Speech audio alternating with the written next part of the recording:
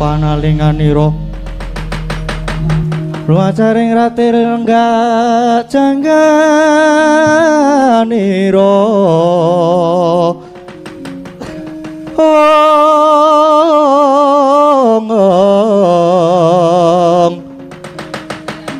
enenggak jangganira dening Sang Tresna Jumena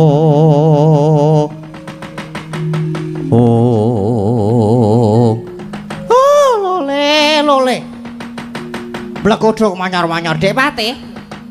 Nggih, kula ndawuh Kakang. Pripun? Kula pun sami budal. Pun sami budal lumarep wonten wana Krendayana. Nggih, sampun. Ampun kuwatir, Kurawa sedaya sampun budal. Oh, nggih, syukur yen ngaten, syukur. Margi, niki pancen mundi dawuh anak Prabu Duryudana supaya ngawat-awati putu kula Lesmana Mandra Kumara anggenipun badhe tapa wonten wana Krendayana nggayuh wahyuning ratu. Nggih. Ning wong tapa niku wong laku prihatin niku kok dadak diawat-awati. Niku jenenge ora laku prihatin lho, Kang. Pun ta? Jenengan mboten sangeyel. Manut mawon manut. Lesmana nika bocah sing manja. Sing cajeke ora tau prihatin, mula kudu diawat-awati. Yen ana bebaya apa-apa Kurawa supaya padha sabiyantu, pun monggo. Awake dhewe kudu melu ngawat-awati Dek Patih. Oh nggih, pun kula tak manut mawon, monggo diawat-awati Kakang Durna. Nggih, nggih.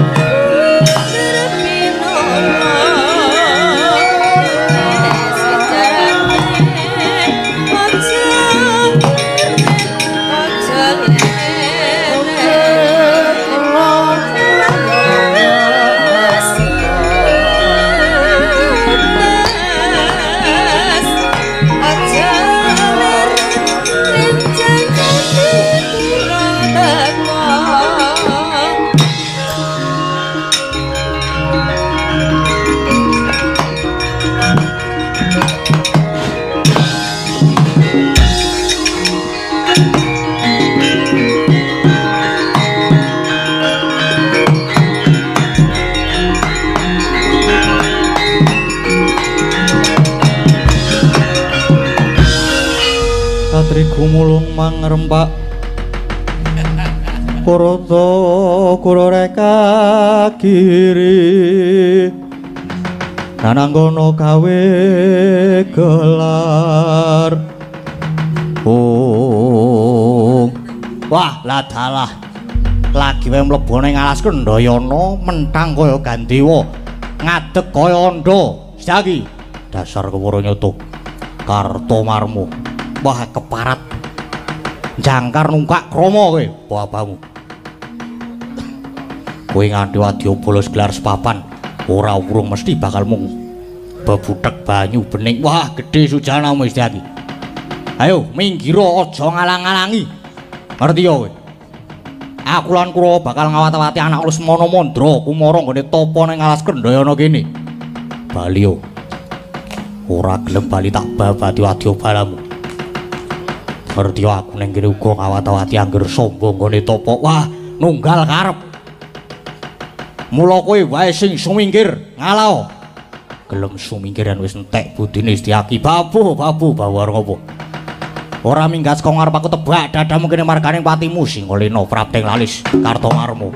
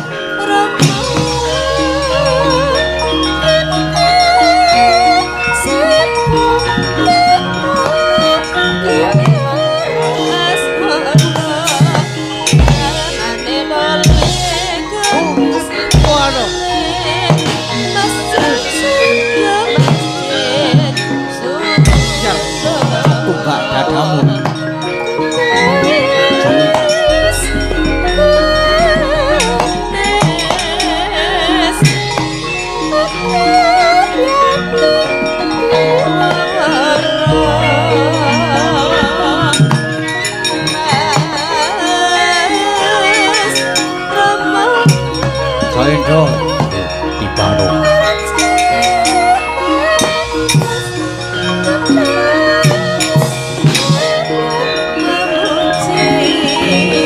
Cendro kandhani kok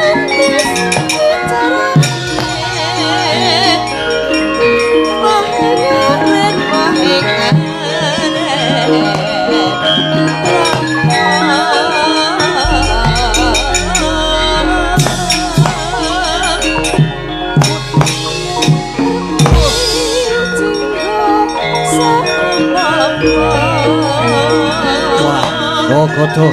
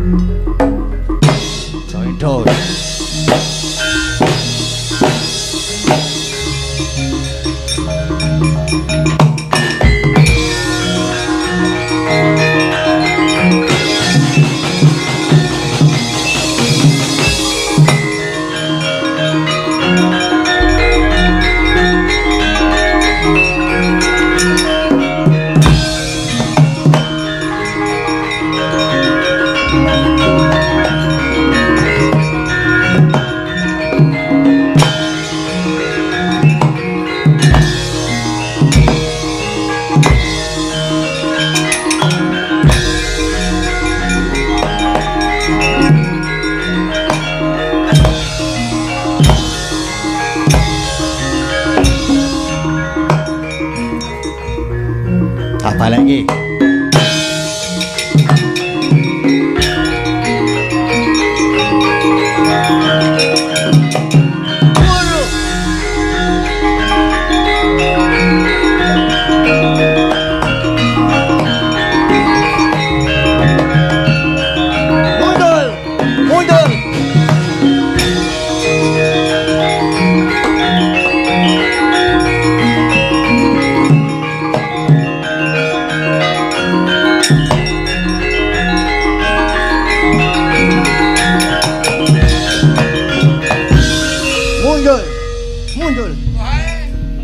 Ulangnya kepiye to kae iki?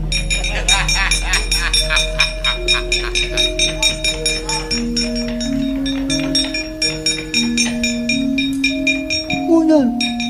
Mundur. Mundur.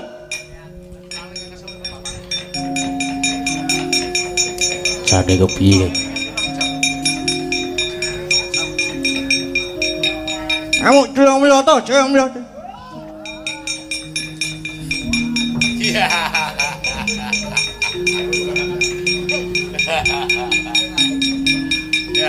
Jangan foto-foto. Iya.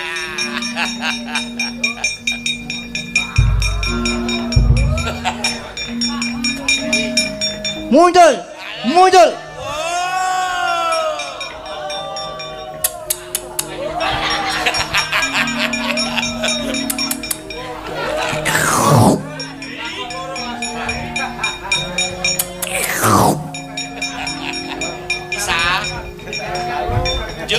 Ngaji kali. Waduh. Wes, Alisa wes. Ngaji kali, ngaji kali.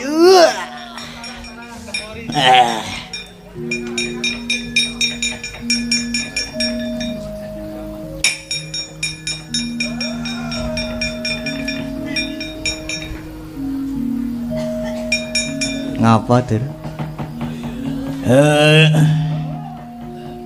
Untuk apa ya? Cucu man? Cucu? Melek man?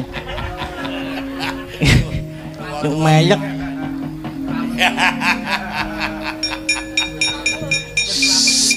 Iya. Anendi. Mika. Kowe mau sing tengen apa sing kiwa? Boyan ngaso seman ora tak rasake. Mengawin maton. Aku yo gelem.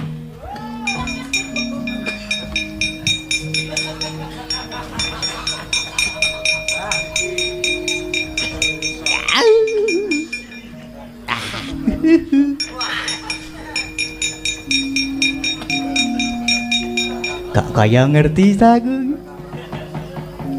Kaya tahu tepung aku. Kaya tahu ngerti. Alah. Nah. Piye Mas? Wah.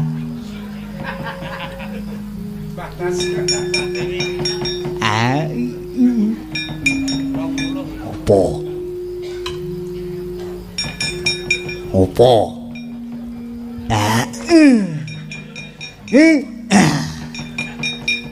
Ngomong sing cetha.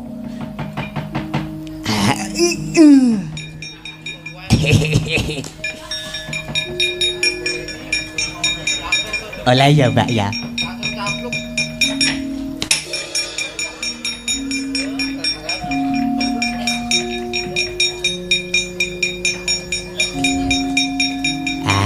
Celeng. Rapoin.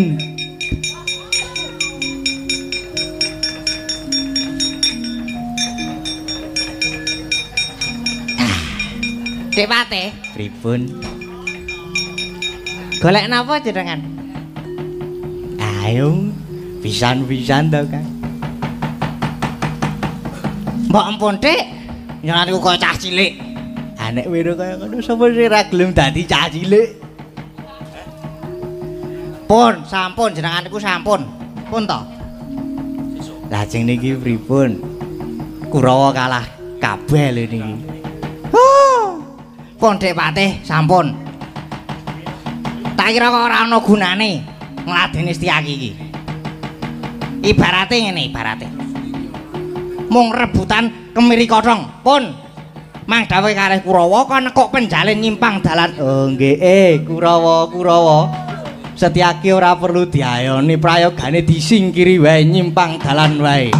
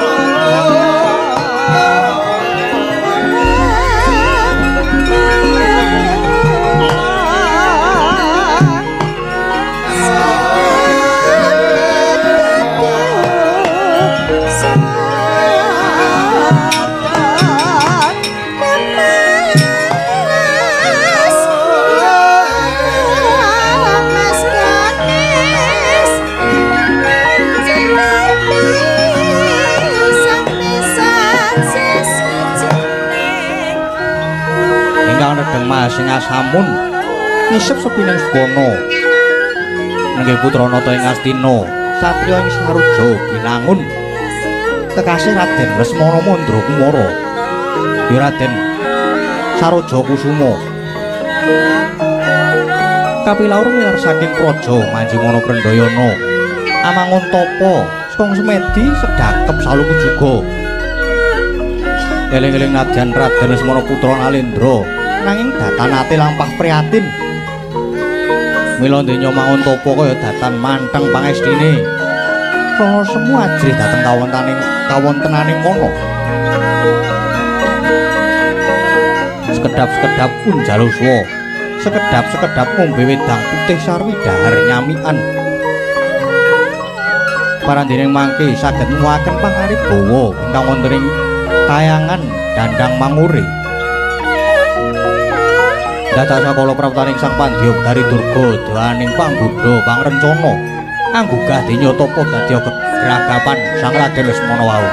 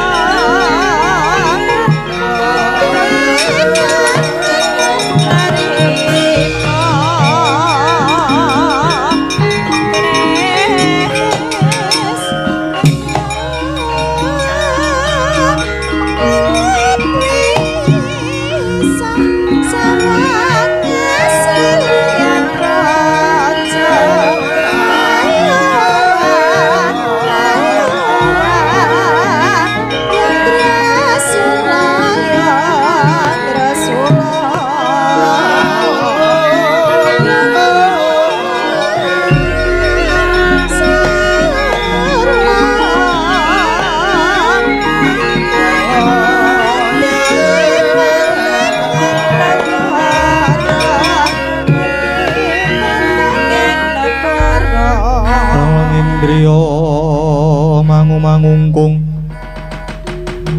kanduhan rimang lir leno tanpa kanin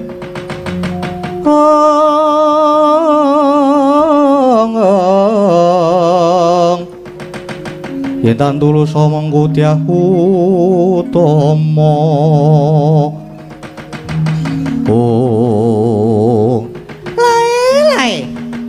gawe gegereng kayanganku dandang mangore jebul ana titah ingkang tupa ning wana Krendaya ana kene ora paling ki wayah ulun Lesmana Mandra Kumara woi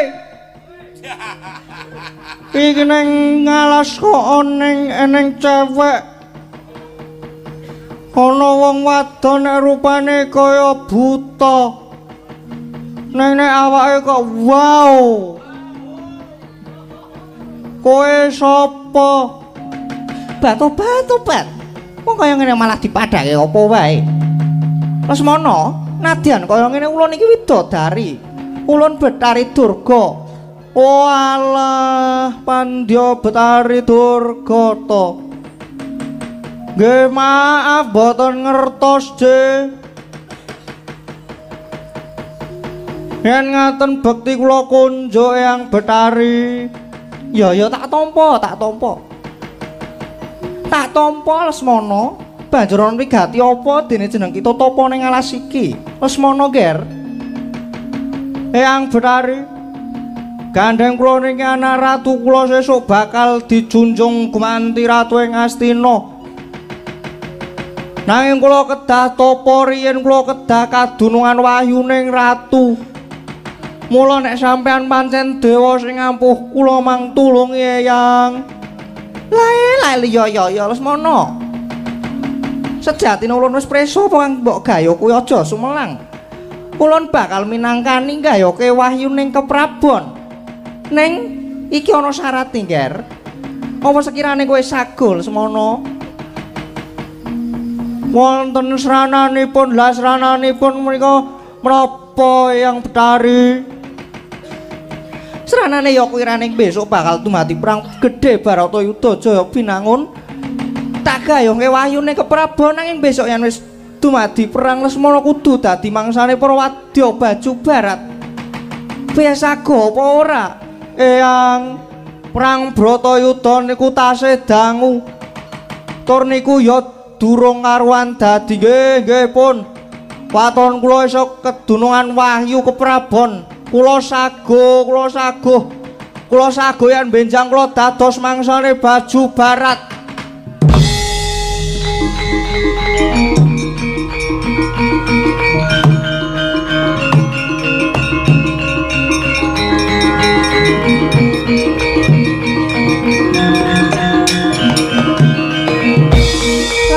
Lae Lesmana. Sumamu disekseni jagat saisine. Yen pancen mengkono tunggunen sawetara tak munggah ning kayangan Suralaya tak gayake wayuning keprabon. Nggih matur sembah nuwun yang asik banget iki oleh wahyu aku bakal oleh wahyu. Obat iya.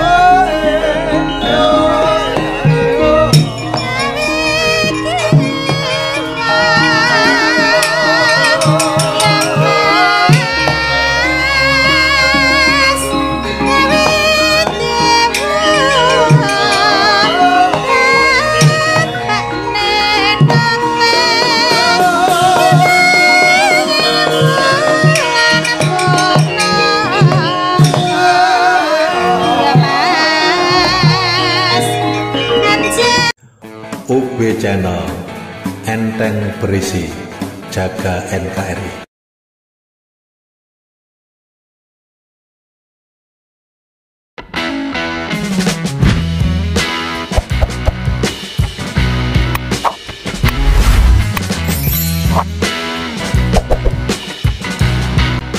Gedabus bersama UB Channel.